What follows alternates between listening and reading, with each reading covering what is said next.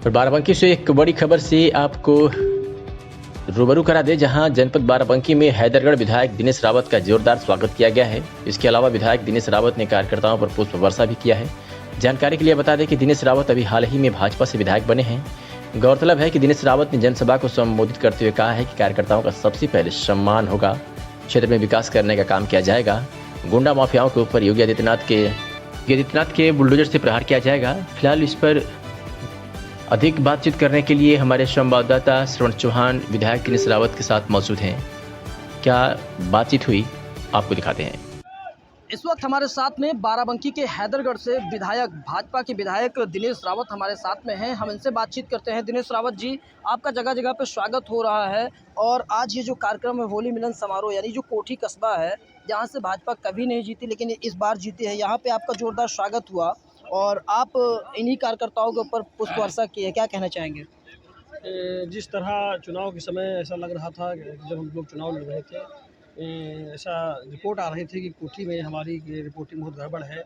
यहाँ के सारे पूर्व प्रधान, वर्तमान प्रधान, वो सारे जो ठेकेदार लोग हैं वोट के, वो सब एक तरफ थे। भारतीय जनता पार्टी के साथ केवल 2-4 लोग, जैसे अनिल भाई हैं, संतोष चलबी, पब्लिक स्कूल जी है और रजत डेरिया, और जैसे उनकी पूरी टीम थी और यहाँ के RSS के कार्यकर्ता थे और केवल जनता हमारे साथ थी।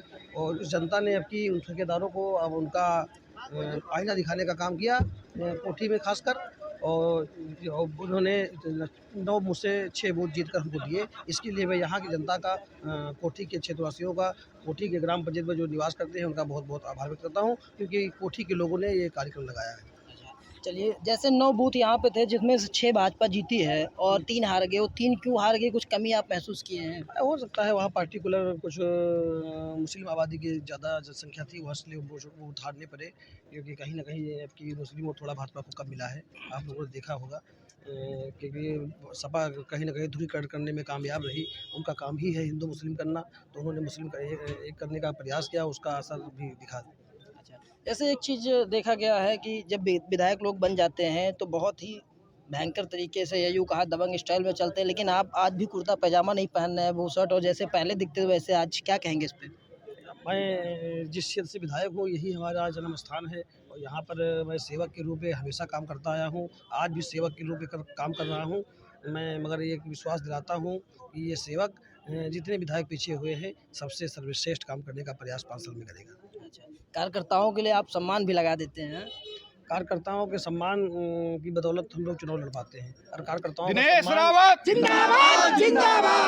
का सम्मान ही अगर नहीं बच पाएगा, क्योंकि हमारे कार्यकर्ताओं की, अगर हमारी 10 तारीख को सरकार ना आती, इसी क्षेत्र के लोग हमारे कार्यकर्ताओं की लिस्ट बना रहे थे कि इनको निपटना है, इनसे निपटना है, इनसे निपटना है। खैर ये भगवान श्री राम की कृपा थी, भोलेनाथ की कृपा थी, वो सारे खुद निपट गए, सब लोग निपट गए और फिर से कमल खिल के आ गया। योगी आदित्यनाथ की सरकार है। अब कोई गुंडा माफिया मवाली अपना सर नहीं उठा पाएगा। अगर सर उठाएगा तो योगी जी का बुलडोजर उसका सर कुचलने का काम। जैसे यहाँ पे आप बात कर रहे हैं तो यहाँ पे बहुत से आपके लोग भी चुनाव हराने में लगे थे, पता है आपको?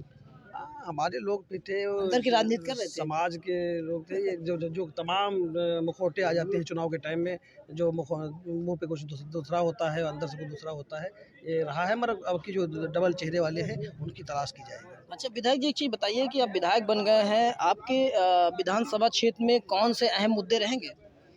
तो हमारी राजनीतिक हमेशा पराकाष्ठा रही है। हमने हमेशा विकास पे काम किया है। मैं कोई जातवादी आदमी हूँ नहीं। मैंने हमेशा यह बात कही कि मैं थोड़ा व्यक्तिवादी हूँ। जो व्यक्ति हमारे साथ है मैं उसके लिए समर्पित रहता हूँ, मगर हमारे जातवादी आदमी मैं नहीं हूँ। रही बात विकास की, तो हमारे क्षेत्र में तमाम ऐसे अधूरे काम थे जिसको राजनाथ जी ने पूरे किए थे, क्योंकि देश के रक्षा मंत्री विधानसभा का नेतृत्व कर चुके हैं। उनके कार्यकाल में बहुत काम हुए थे, मगर अब डेवलपमेंट का दौर है, तमाम चीज़ें उस समय नहीं थी। अब नई नई टेक्नोलॉजी आ गई है और ज़रूरत है कि कुछ हमारे क्षेत्र में भी पुल बनने वाले हैं, उनका बनाया जाएगा।